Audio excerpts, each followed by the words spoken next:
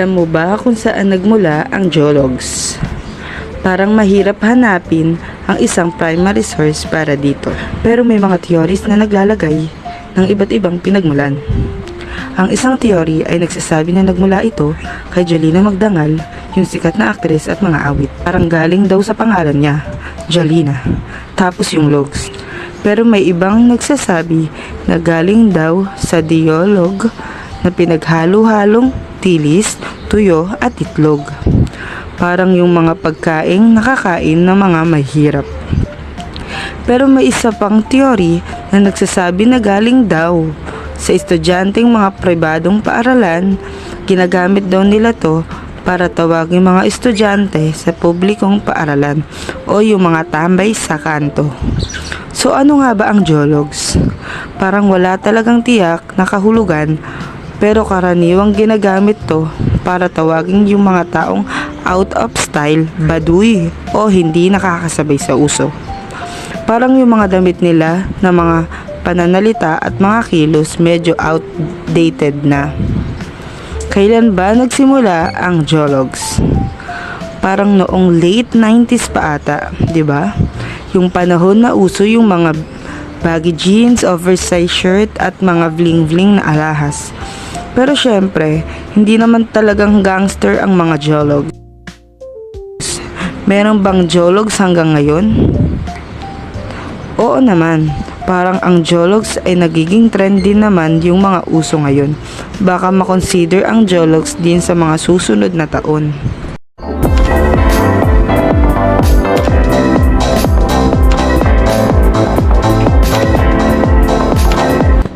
Bakit sinasabi nila na galing kay Jolina Magdangal ang geologs? Parang ganito kasi yun. Dati noong panahon ni Jolina, sobrang sikat siya sa mga kabataan. Tapos parang ang mga damit niya, ang mga galaw niya, pati ang mga kanta niya parang nagiging trend sa mga kabataan. Kumbaga, parang siya yung nagpapasimula sa isang wave ng geologs aesthetic. Ang mga kabataan noon gusto nilang tularan si Jolina. Kaya nagsuot sila ng mga damit na parang sa kanya, nagsasayaw ng mga sayaw na parang sa kanya, at kumakanta ng mga kanta na parang sa kanya. Pero syempre, hindi naman talaga si Jolina ang nag-invento ng geologs. Parang ang geologs ay isang kultura na phenomenon na umusbong mula sa mga kabataan noon. Si Jolina parang naging simbolo lang siya ng geolog aesthetic. Parang ganitong image mo. Yung mga fashion icons ngayon, parang sila yung nagdidikta ng mga uso sa pananamit. Pero hindi naman mga uso. Parang sila lang ang nagiging simbolo ng mga uso. Ganon din si Jolina. Parang naging simbolo lang siya ng geolog aesthetic noon, panahon niya. Pero hindi naman talaga siya ang nag-invento ng geologs. Ang geologs ay isang kultura na phenomenon ng umusbong mula sa mga kabataan noon. Bakit sinasabi nila na ang geologs ay nagsimula sa dilis, tuyo at itlog? Parang ganito kasi yun eh. Dati, alam mo parang ang mga taong geologs ay madalas na nauugnay sa mga taong may simpleng pamumuhay. 'Di ba? Parang yung mga tao na hindi kayang bumili ng mamahaling pagkain, kaya ang mga pagkain lang nila ay yung mga simpleng pagkain tulad ng dilis, tuyo at itlog. Ang mga pagkain na yun ay parang simbolo na rin ng simpleng pamumuhay noon. Kumbaga, imagine mo, yung mga tungkol nakatira sa mga lugar na may limitadong resources, parang ang mga pagkain lang nila ay yung mga simpleng pagkain, di ba? Parang dilis, tuyo, itlog at saka mga gulay na mura lang. Bakit sinasabi nila ang geologs ay nagmula sa mga kasuotan na baggy jeans at iba pa? Parang ganito kasi. Dati, ang mga taong geologs ay madalas nakikita na kasuot ng mga damit na parang hindi uso.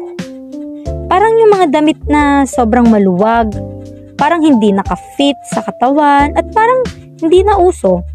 Kumbaga, imaginein mo, yung mga damit na parang nakita mo sa mga lumang pelikula, 'di ba?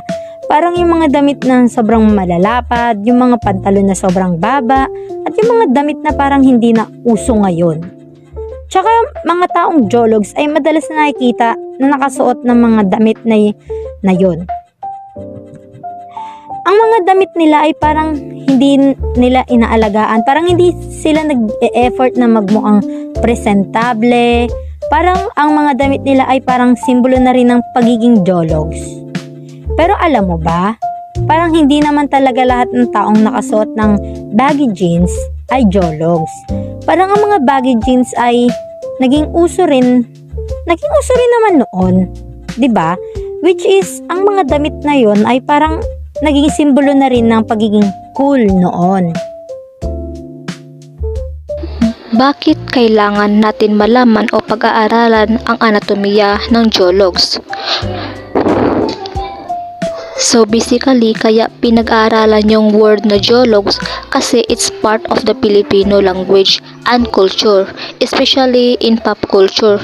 As a student, it's important to understand these words na ginagamit everyday para mas mag-gets mo para mas maintindihan natin o manawaan natin yung mga anong language na nag-involve sa society natin.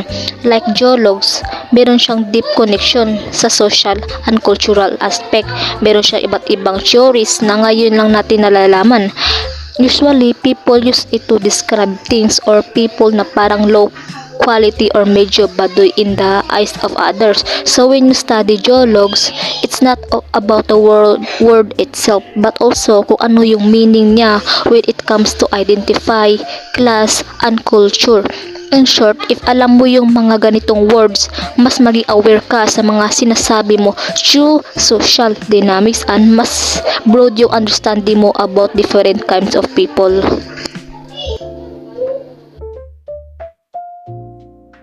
What I've learned o ano mga natutunan ko sa pag-aaral ng Jologs. Unang-una, para sa yung tumatak sa isipan ko pag sinabing Jologs, ibig sabihin medyo baduy o corny yung style mo o mga hilig mo. Parang hindi kasabay sa uso o medyo simple lang yung taste mo.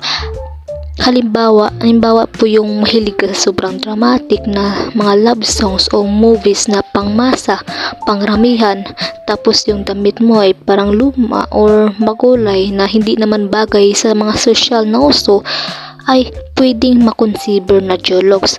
Ayun yung para sa akin. Pero nag-research ako sa YouTube, TikTok at Google tungkol sa Jologs, pero may iba't ibang origin stories or mga lumalabas na theory. Based sa mga nabasa ko online, sabi na galing ito daw sa geolog na parang tawag roon sa mga tao na squatters area. Meron din nagsasabi na galing ito sa mga fans ni Jolina Magdangal kasi noong sikat siya, medyo makulay at quirky yung style niya. Tapos may isa pang theory yung sa jeepney lugs na parang term ay yung mga jeepney passengers na mass commuters, kaya naging symbol siya ng masa culture. So basically, pag tinawag kang Jologs, sinasabi lang na medyo baduy o disocial yung mga gusto mo, pero depende rin kasi sa tono, minsan playful lang o hindi naman offensive. Pagkumpara sa Jologs sa ibang social linguistics tulad ng Konyo, J.G. at Shoshone, para po mas malinaw, una, ang Jologs, ito yung kadalasan ginagamit para ilarawan ang mga tao o bagay. Pangalawa, yung kunyo naman, ito yung label na madalas ginagamit para sa mga tao na parang upper class o elite ang dating.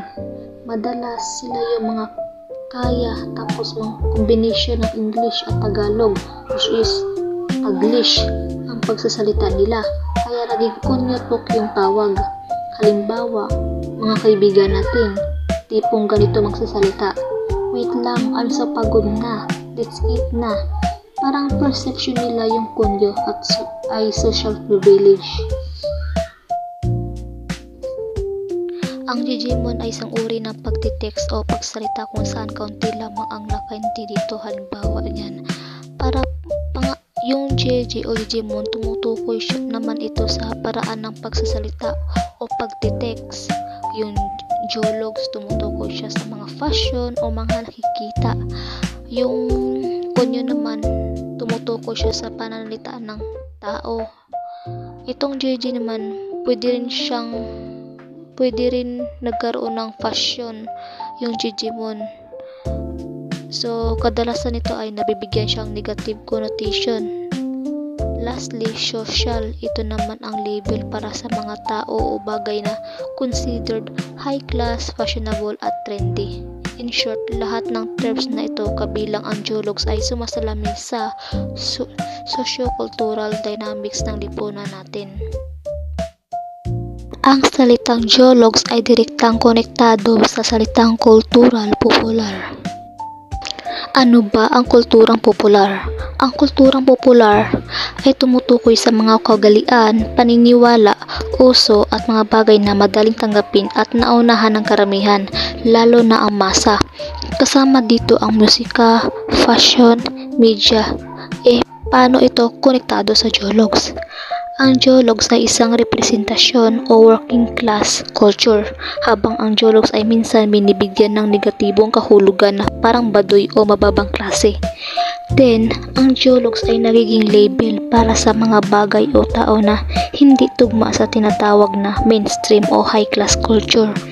Pero dahil sa pag-usbong ng pop culture, nagkaroon din ng pagkakataon na ipagmalaki ang pagiging geologs. May halimbawa ako. Diba maraming pelikula tulad ng mga geologs, indie films o comedy shows na ipinakita na mga geologs ay naging hit sa masa, na ang simpleng buhay, fashion at humor ng mga geologs ay kinakatawan sa media na bahagi rin ng kulturang popular. Sa pop culture, walang permanenteng label ang dati, yung pagiging geologs ay negatibo. Ngayon, naging cool na o relatable na siya.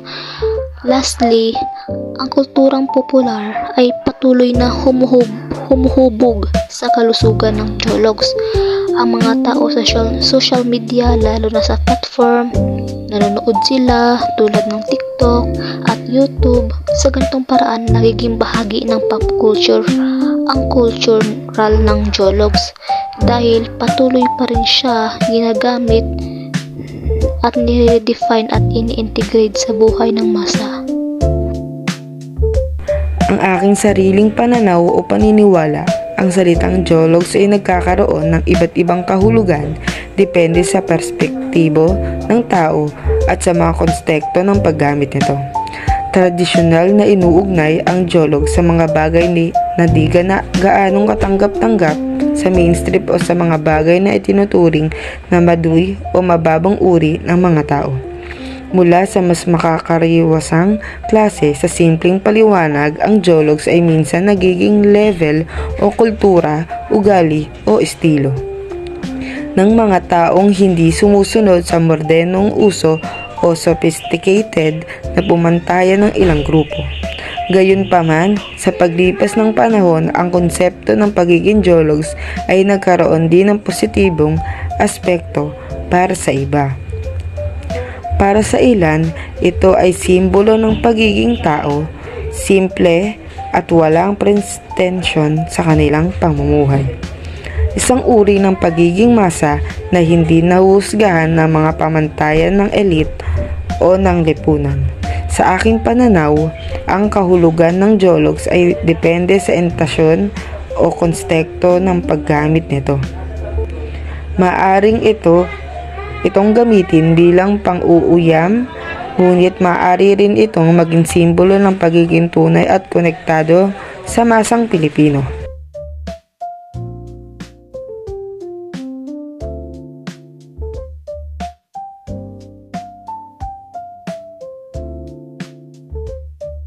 So iyan, pagtatapos ng ating discussion tulad sa geologs, makikita natin na ang salitang ito ay hindi simpleng pang-label lang sa mga bagay na baduy o outdated. Nabanggit ko kanina na ang geologs ay madalas na may negatibong konotasyon, ngunit dahil sa kultura at media, nagbabago rin ay ibig sabihin nito. Sa madaling salita, ang geologs ay isang salita puno ng cultural at social na kahulugan at bilang bahagi ng ating pag-aaral ng wika. Mahalaga na makita natin ito hindi lamang bilang isang negatibong label, kundi bilang isang replikasyon ng ating nagbabagong lipunan.